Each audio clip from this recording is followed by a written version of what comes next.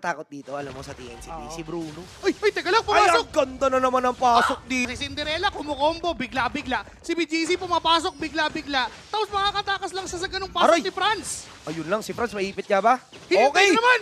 Ganda na naman ng shadow na ginawa. Kakaiba, galawan dito ni BGC. At ang magiging kabalit ng Cancer ka cancer na to, ubus na to, boy. Ganun na yan eh. Kaso, papunta pa siya sa Halberd. Hulay dito si Blanco at napakaganda naman ng Final Slash versus Feather Air Strike. Pero si Cinderella backline ang tinarget. Tatlo ang tutumba mula sa TNC.